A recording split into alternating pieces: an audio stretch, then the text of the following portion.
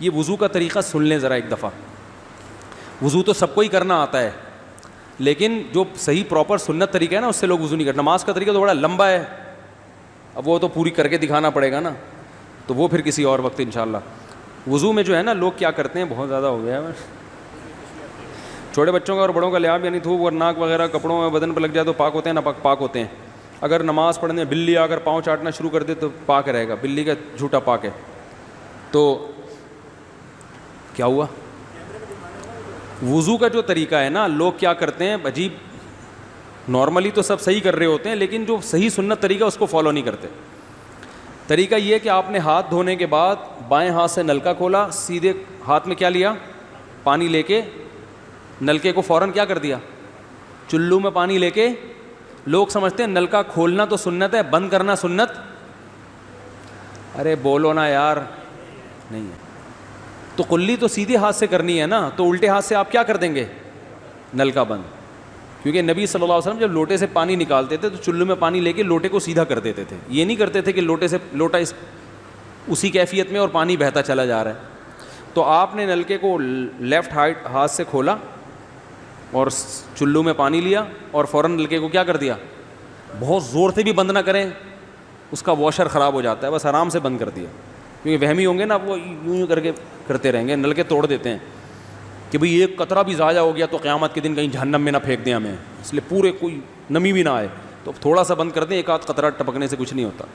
یہ لیا آپ نے, منہ میں کلی کی, مسواک کی, مسواک نہیں ہے تو انگلی سے دانت صاف کیے, غرارہ بھی کیا اگر روزہ نہیں ہے, ٹھیک ہے. پھر نلکا کھولا, پھر بند کیا, پھر کلی, اس طرح. پھر نلکا کھول کے دائیں ہاتھ میں پانی لیا, ناک میں نرم حصے تک پانی پہنچا کے اچھی طرح ناک کو صاف. اور نلکا پہلے وہ ویسے ہی بند ہو چکا ہے, اب ناک کو اچھی طرح صاف کریں سامنے والے کا خیال کر کے. آئی بات سمجھ, سامنے تو یہ نہیں ہوتا, وہ ہوتا ہے سامنے, اس کا زیادہ خیال کرنا پڑتا ہے کیونکہ بس زیادہ تفصیل میں نہیں جاتا ہوں. تو چھوٹی انگلی سے اچھی طرح ناک کو صاف کیا, اس کی رطوبتیں نکالی, ٹھیک ہے. پھر نلکا کھولا, دوبارہ پانی لیا, پھر اسی طرح ناک میں بولو بھائی ڈالا, اور نلکا اسی وقت جب چلو میں پانی بھر گیا نلکا اسی وقت کیا کر دیا. اللہ نے 2 ہاتھ اسی لیے دیے ہیں کہ اس سے نلکا بند کیا جائے اور اس سے کیا کیا جائے, کھولا جائے.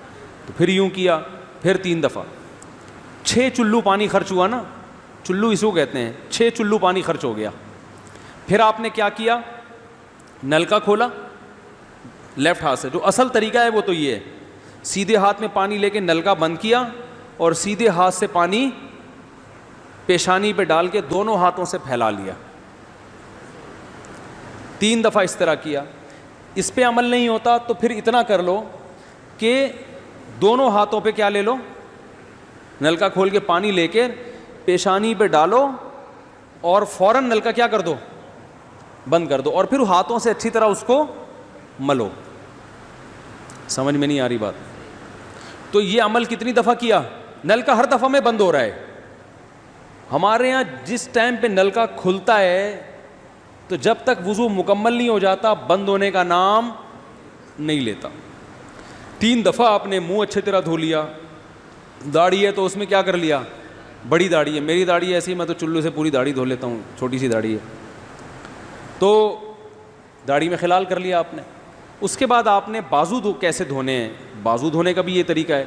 لیفٹ ہاتھ سے چلو میں پانی لیا, جب سیدھے ہاتھ میں پانی آئے گا تو یوں کیا. قرآن میں کیا ہے کہ قمتم للصلاۃ فاغسلوا وجوہکم وایدیکم الی المرافق, اپنے ہاتھوں کو کوہنیوں تک دھو. پتہ ہے دھونے کا عمل ہاتھ سے شروع ہوگا, ختم کہاں ہوگا, پانی یوں نہیں بہانا, اس طرح بہانا ہے پانی, یہاں سے یوں جائے. اور اس میں فائدہ یہ ہوتا ہے کہ بالوں کا جو رخ ہے نا نیچے کی طرف ہوتا ہے, جب پانی اپوزٹ سائڈ میں جاتا ہے تو اسکن اچھی طرح گیلی ہو جاتی ہے, سمجھ رہے ہو. تو آپ نے یوں لیا اور ہاتھ سے اچھی طرح ملا اس کو. ملنے پہ زیادہ زور لگانا ہے, ہم پانی پہ زیادہ زور لگا رہے ہوتے ہیں. پھر یہ بھی ہو سکتا ہے کہ دونوں ہاتھوں سے لو, دونوں ہاتھوں سے نلکا کھول کے دونوں ہاتھوں سے پانی لے کے, کیونکہ اس میں زیادہ پانی آ جاتا ہے, تو پانی لے کے آپ نے لیفٹ ہاتھ کو بھی یوں کیا نا, تاکہ یہ پانی بھی ادھر ٹرانسفر ہو اور یوں چلا جائے. اس طرح سے آپ نے دوسری دفعہ دھو لیا اور نلکا کیا کر دیا, بند. پھر تیسری دفعہ بھی ایسا ہی کیا.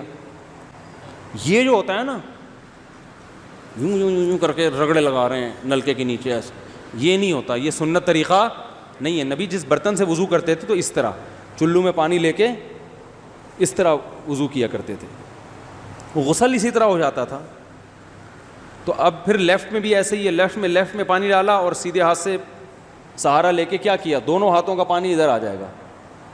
ایک دفعہ دھل گیا، اچھی طرح مسئلے کونیوں تک پہنچ جاتا ہے، اور پریکٹس کے بعد تو بہت اچھا ہو جاتا ہے. اس کے بعد آپ نے کیا کیا، سر کے بالوں کا مسا. سر کے بالوں میں جو یہ ہے یہ طریقہ کچھ بھی نہیں ہے، کہیں بھی ثابت نہیں ہے. سیدھا سیدھا آپ نے ہاتھ گیلے کیے، پیچھے لے گئے. ایک حدیث میں صرف یہاں تک آتا ہے، ایک حدیث میں واپس لانا بھی. تو دونوں طریقے ہیں مسا کے، صرف پیچھے لے جاؤ یا پیچھے لے جا کے پورے سر پہ ایسے ہاتھ پھیر لیا، کیا ہو گیا سر کا مسا.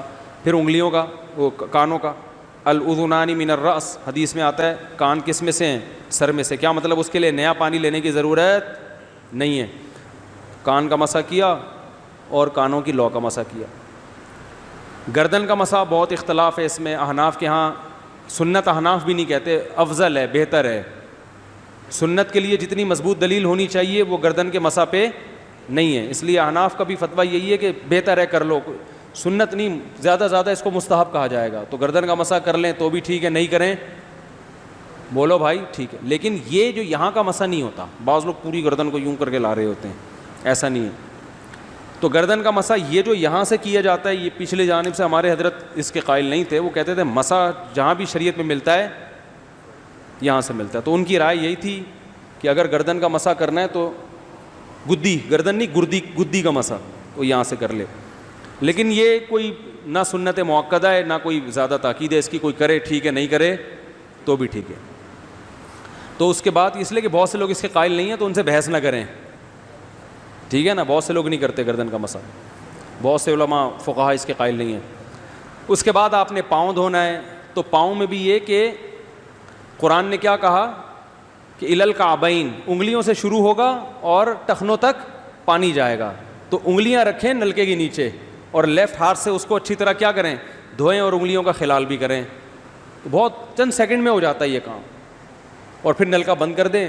پھر دوسرا پاؤں سیدھے ہاتھ سے نلکا کھولا، سیدھا ہاتھ نلکے پہ رکھیں اور الٹے ہاتھ سے پاؤں دھوتے رہیں. جیسے ہی دھل جائے تو میرا خیال ہے ایک مگا پانی بمشکل استعمال ہوتا ہے، ایک مگا جو ہوتا ہے نا نہانے والا. لیکن آج اگر جو لوگ وضو کر رہے ہیں نا، ان کا پانی اگر آپ دیکھ لو تو بالٹیوں کی بالٹیاں خرچ کر رہے ہوتے ہیں. اور معذرت کے ساتھ کم بختوں کا وضو پھر بھی نہیں ہوتا، پھر بھی ان کو شک ہوتا ہے کہیں کوئی جگہ خشک نہ رہ گئی ہو. تو وہمی نہ بنیں، اس طریقے سے وضو کریں، یہ سنت طریقہ ہے. اور قرآن میں بیان بھی یہی کیا کہ یہاں سے شروع کرو یہاں تک لے کے جاؤ. کافی ہو گیا میرا خیال ہے. اللہ تعالیٰ سمجھنے کی، عمل کرنے کی توفیق عطا فرمائے. وما علینا الا البلاغ.